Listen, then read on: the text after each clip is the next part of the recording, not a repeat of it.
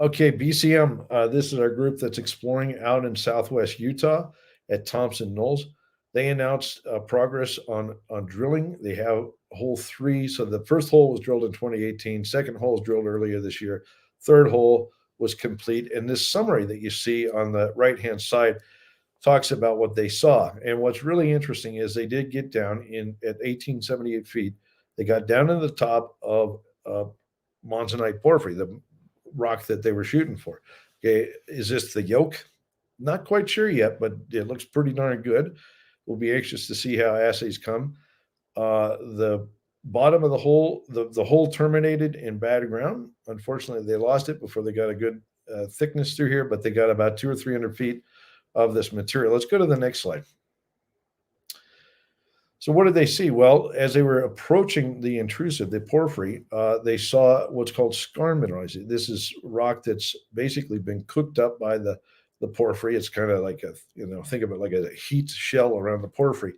So the two rocks on the left hand side, that's Skarn with a lot of sulfide in places, as well as recrystallized dolomite. That second one is recrystallized dolomite again with lots of sulfide, and there's a lot of pyrite and chalcopyrite. That's very exciting because it shows there's a fair bit of metal in this system. Don't know what these run yet. Those little dots they have there are simply where they've done some XRF work, I believe, or something. They don't have any reference to actual grade, but I'll be keen to see what the grades tell us.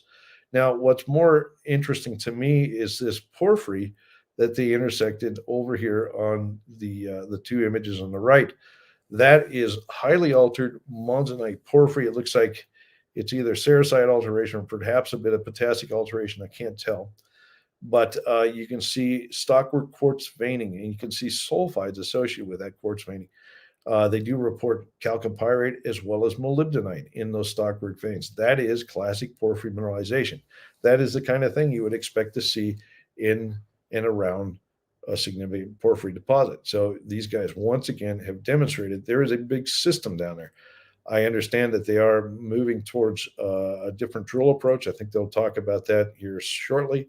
I can imagine Sergey, when they lost this hole, I don't know how you cuss in Russian, but I'm sure there were a few Russian cuss words to be said. But that's the way things go.